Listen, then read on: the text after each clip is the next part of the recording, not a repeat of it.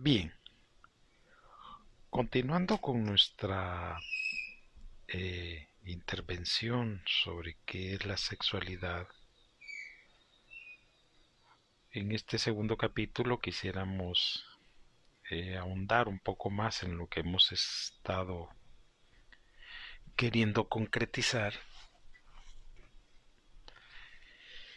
Y pues creo que nos ha quedado ya claro, después de haber ahondado en este asunto en otros escenarios, que la sexualidad como la entendemos hoy en día, como nos las han enseñado o nos las han querido implementar, nace de una mala base, de una base corroída y de una base corrupta. Y esta base tiene milenios en su formación y ha generado toda una serie de situaciones complicadas, diría yo, hasta el día de hoy. A tal punto que creo, suponemos, o entendemos, mejor dicho,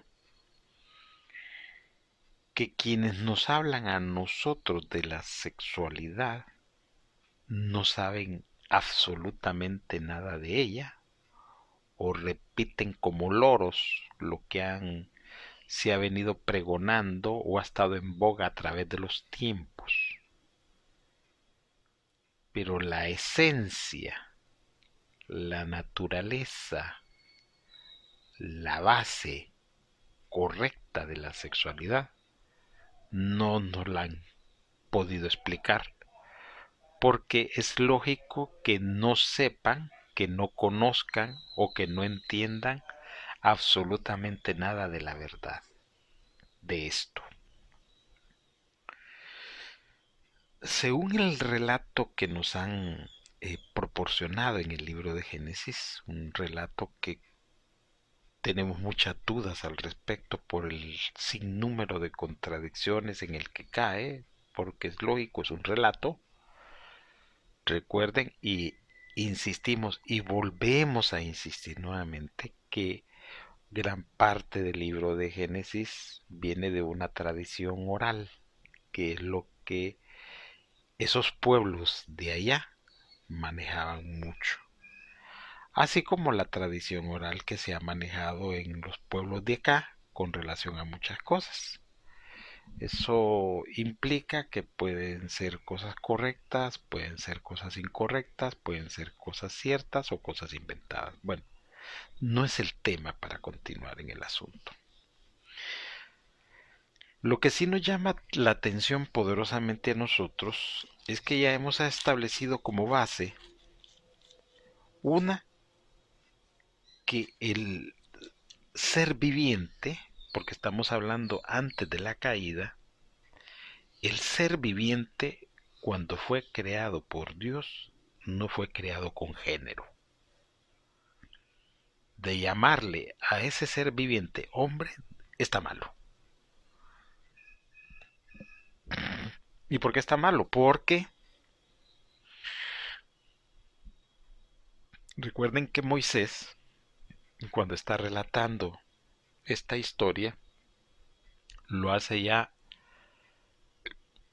diríamos nosotros, milenios después de haber acaecido,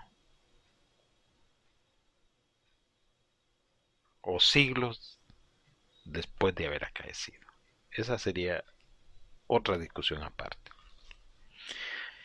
¿Qué significa eso? Que no es lo mismo que yo, estando en el lugar, empiece a escribir, a ver el desarrollo lineal histórico de las cosas, a siglos o milenios después, escribir con el conocimiento que yo ya tengo de ciertas cosas, cosas que en ese entonces ni siquiera se tenía conocimiento de ellas. Que estoy diciendo que el hombre aparece después de la caída con género. Hombre es género. Obvio que hoy en día sería una discusión larguísima discutir este asunto por la variedad de criterios, diría yo, percepciones y extravíos ideológicos que tenemos en nuestra actualidad, que tampoco ese es el tema. El tema que nosotros estamos tratando de abordar es que hombre o Adán no existía antes de la caída, sino que era un ser viviente, ¿verdad? Un ser viviente que no tenía género, no tenía sexo.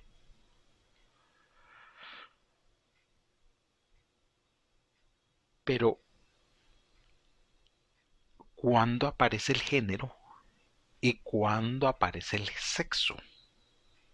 ¿Qué produce el género y qué produce el sexo? Porque también hay que adicionar que se hizo otro ser viviente en el caso de la ayuda idónea. Miren que el término que se usó, que se dice que se usó por parte de Dios, se fue ayuda idónea, no complemento, no mujer, no pareja, ayuda idónea, que eso lo vamos a discutir en otra entrega. Bien, ¿dónde aparece el género y dónde aparece el sexo? Respondiendo a estas interrogantes, por gravedad, por lógica, nos vamos a responder dónde aparece la sexualidad. Porque cuando Dios crea al ser viviente, no le pone ni género ni le pone sexo.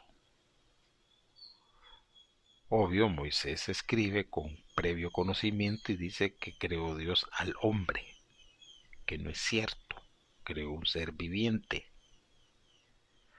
No le creó género, no le creó sexo. Y esto tiene que respetarse porque está íntimamente relacionado con el Mesías Jesús, que consideramos el segundo ser viviente. Aunque en las escrituras se le llama a él como el segundo Adán, pero no es cierto, es el segundo ser viviente. Bueno, revisando el libro del Génesis, del que nosotros tenemos algunos cuestionamientos y dudas por lo que hemos sostenido de las contradicciones, encontramos un versículo que nos llama poderosamente la atención. Y es la base en la que se sustenta nuestra posición y punto de vista. Se relata en Génesis capítulo 3, versículo 6, lo siguiente.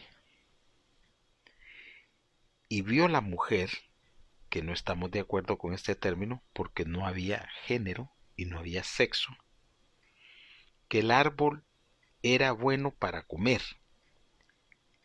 primera condición, y que era agradable a los ojos, segunda condición, y árbol codiciable para alcanzar la sabiduría, tercera condición. Y tomó de su fruto y comió y dio también a su marido, lo cual no es cierto, el cual comió así como ella. Dice el versículo 7. Entonces fueron abiertos los ojos de ambos y conocieron que estaban desnudos. Interesante. Y se cosieron hojas de higuera y se hicieron delantales. En estos versículos 6 y 7 del capítulo 3 de Génesis nos da la base de donde nace todo este embrollo de la sexualidad, donde aparece el género y donde aparece el sexo. Según esta base, el creador del género, del sexo y de la sexualidad es nada menos y nada más que la ciencia del bien y del mal. La ciencia del bien y del mal. Antes de que comieran de ese fruto, no había ni género ni sexo. Por lo tanto, no había sexualidad. Un error que comete Moisés al poner marido, que no era cierto, porque ambos eran seres vivientes, que no tenían vergüenza de sí mismos, porque no tenían ese conocimiento de la ciencia del bien y del mal. Hay que tratar algún día este famoso árbol que da este fruto en particular de la ciencia del bien y el mal. Vamos a tratar de tomar un tiempo para esbozar algunas enseñanzas y profundizar sobre este conocimiento antiquísimo, muy antiguo. Pero lo que nosotros estamos tratando de hilvanar, de resolver, de aclarar, es este asunto de del género y del sexo. Y por ende, por gravedad, la sexualidad. Dios, cuando crea el primer ser viviente, nos llama poderosamente la atención que no le puso género ni sexo. Es del único que se relata en este libro de Génesis que no se habla ni de género ni especie. Por tanto, no se habla de sexo. Moisés, con conocimiento ya previo, le pone títulos que no existían, cosas que no se habían dado, pero como él no entiende a Dios, por eso él le imputa cosas que no eran ciertas. Por lo tanto, tenemos que establecer que la base de la sexualidad, si la queremos entender, no es por parte de Dios, sino por parte de la ciencia del bien y del mal. Tenemos un largo camino que recorrer. No va a ser simple desentrañar estos misterios viejísimos y místicos y antiguos, porque hay misticismo metido en esto. Hay fuerzas que controlan esta ciencia que deberíamos desentrañar.